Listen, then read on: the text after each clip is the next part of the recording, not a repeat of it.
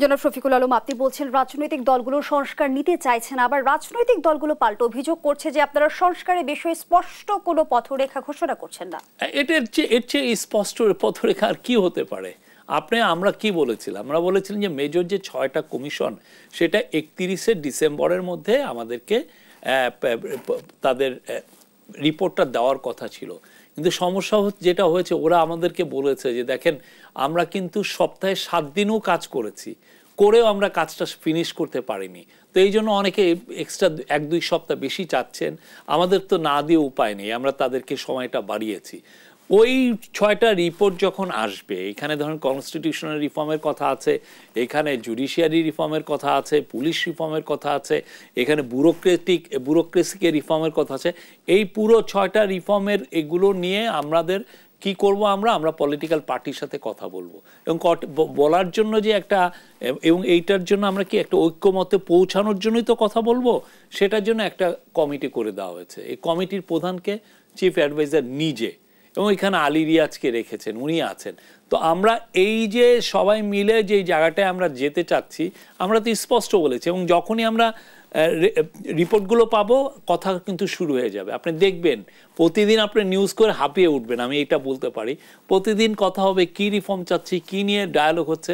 এবং আমরা খুব আনন্দিত এবং আমরা খুব মনে করব যে আমরা আমাদের কাজটাকে অনেকটাই এগিয়ে নিয়ে দিচ্ছেন হচ্ছে আমাদের civil society group, student group, civil society group, news paper, আপনারা টিভিরা, তারা প্রচুর ডায়ালগ করাচ্ছেন। সেখানে আমার প্রশ্ন, বাংলাদেশের ইতিহাস যদি আমরা দেখি, আমরা দেখেছি যে সংস্কার অসম্ভব না হলেও খুব বিরল ঘটনা না। সংস্কারের একটা জাতি সবসময় সংস্কারের মধ্যে যায়। আমরা যে জাতি ছিলাম 70-এর দশকে, সেই জাতি কি আমরা আছি?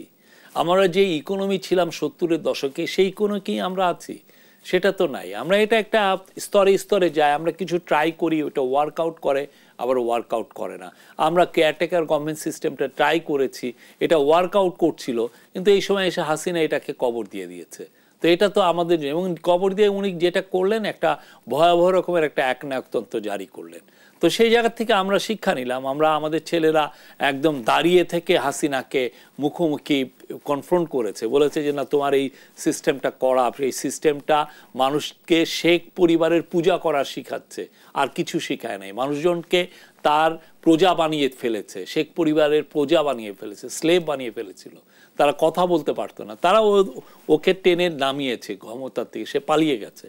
তো সেই জায়গার থেকে আমরা তো এখন নতুন একটা সিস্টেমে যেতে চাচ্ছি, রিফর্ম করে আমরা আবার আমাদের ইনস্টিটিউশনগুলোকে এমনভাবে করতে চাচ্ছি যেখানে আমার ডেমোক্রেসিটা প্রোটেক্ট হবে, 2 আমাদের লোকজন যারাই আছে, যে ইয়াং একটা স্টুডেন্ট হোক আর বৃদ্ধ একজন 100 বছরের একজন বৃদ্ধ মহিলা হোক, সবাই যেন তাদের ভোটাধিকার প্রয়োগ করতে পারে। আর 3 হচ্ছে যে আমরা যাতে একটা ইকোনমিক একটা প্রসপ্যারিটির মধ্যে দিয়ে যাই, আর যাতে এমন কোনো করাপশন না হয় যাতে আমাদের প্রোগ্রেসটাকে, আমাদের ইকোনমিক যে ওয়েলবিংটাকে যাতে হ্যাম্পার না হয়।